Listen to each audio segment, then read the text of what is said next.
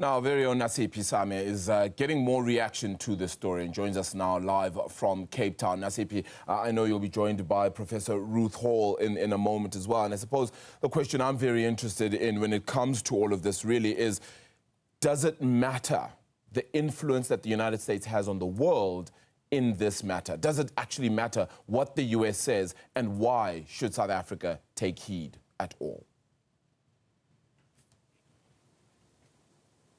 Well, that's a very important question, and fortunately for us, we do have Professor Ruth Hall from UWC Institute for Poverty, Land and Agrarian Studies. She is the acting director there to answer those all-important questions as far as should it matter, what are the implications, and also the tweet by US President Donald Trump, referring to the Expropriation Act as confiscation of land and the distinction there, and she will be able to contextualize this for us.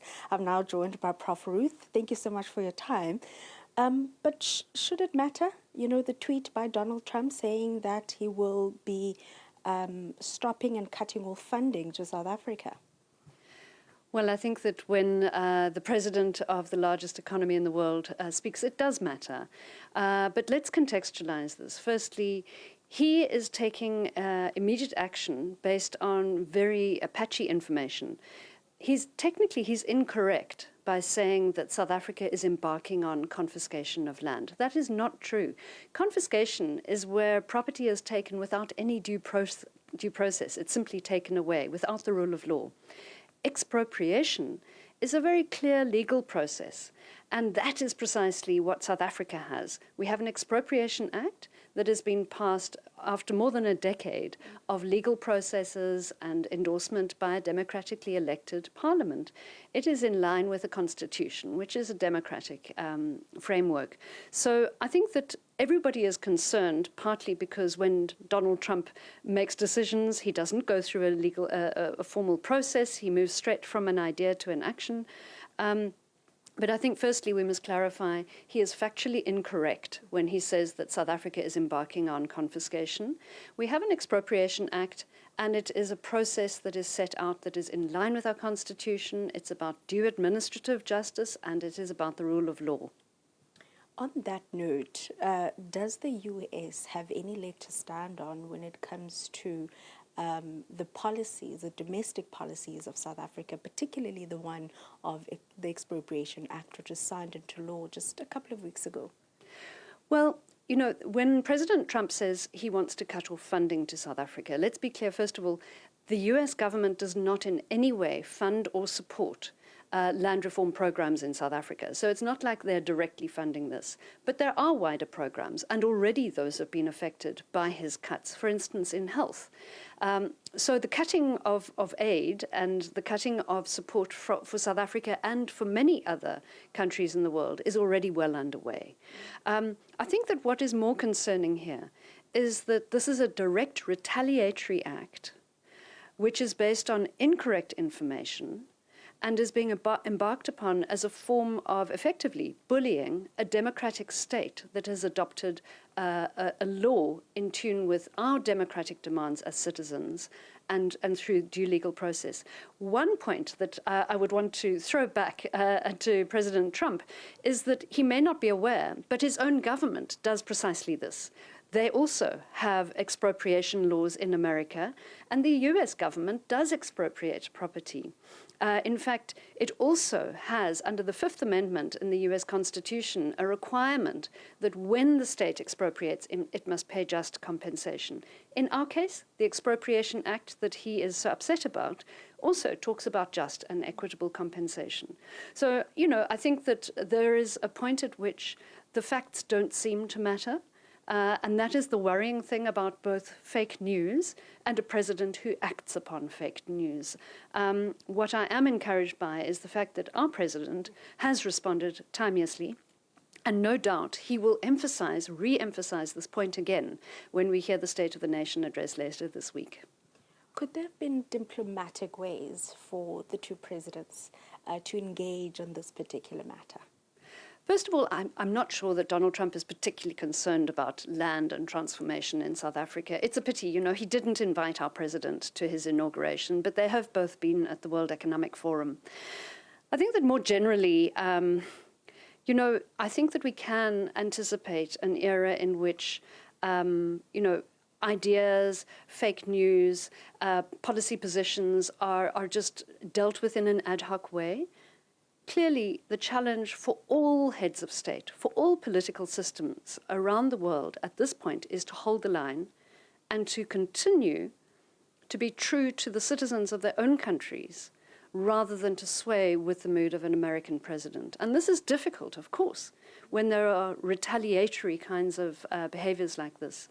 But I think that, this is a time for solidarity across citizens around the world who want to defend and retain our democratic systems and our rights and our own programs of transformation. And I think that that is a key challenge for us all, is also to hold our own government to account, especially when being put under undue pressure of this kind. Do you think there's perhaps implications elsewhere if you're saying that looking at the tweet and the fact that we do not receive direct aid when it comes to land reform in our country, are there perhaps, other implications like the agricultural sector, trade and the likes? Well, I think that for many African states, particularly, the status of AGOA, which provides African states with preferential terms to export to the US, that is a major worry. And the fact that national policies and laws can be held up as an excuse or a reason to cancel those kinds of trade agreements, that is a serious worry. And I think in the longer term, perhaps we need to think about the ways in which this kind of very rapid, undemocratic type of set of executive decisions that are being taken, they may wear off, and then perhaps the real costs and possibilities will become clearer. But at present, I think that what's clear is that any program that aims to challenge inequalities, to address fundamental questions of equity in society, can easily be put under threat, partly through the influence of media people, billionaires, and others who influence the US president. Deeply worrying, but we are certainly not alone in this. The signing of the expropriation bill into an act now, I would say polarized some political parties, those that are for, those that are against, and some organizations as well. It is quite still a fresh piece of legislation. Do you think that perhaps more education needs to be done as so far as the Expropriation Act itself, the framework, and what it's all about? Well, I think there's a certain narrative that has been put out there that the Expropriation Act is a radical act, that it is a radical law that will involve the state seizing land from private property owners to redistribute it at scale and rapidly. I think nothing could be further than from the truth. Expropriation is a very lengthy, long process. The longer this law went through Parliament, which, by the way, it started in 2008, and it was only signed into law 2 weeks ago. So through that process, there's been so much opposition to it, influenced by certain political parties, property owner interest groups, and others, who have tried to ensure that there are lots and lots of administrative steps. It's a very bureaucratic process to expropriate. Many of us are concerned that the state may not be able to expropriate at all because it is such an onerous set of requirements. So I don't think that we should expect any rapid change because of the Expropriation Act. In fact, rather the opposite. I think that the narrative has been about the state wanting to seize property. But everything we've seen up to now is that the state is very hesitant. And there's an important additional piece of law that is still needed. And I'm very glad to say that the Minister, Mzwanele Nyonso, Minister of Rural Development and Land Reform, has announced that he is going to pursue the idea of a land redistribution bill, which is rather different from expropriation. Instead of being about the state being able to take property from private owners, it is actually about the rights of citizens to say to the state, we are landless, we have nowhere to live. Anywhere we go, we will be criminalized for breaking the law because we're squatting. And that law is actually about clarifying the entitlements of citizens to have a place to be. and the onus being on the state to respond to them. And so I think that these two laws together need to be part of a new dispensation where it's not just about the state expropriating, but also citizens being able to hold the state to account.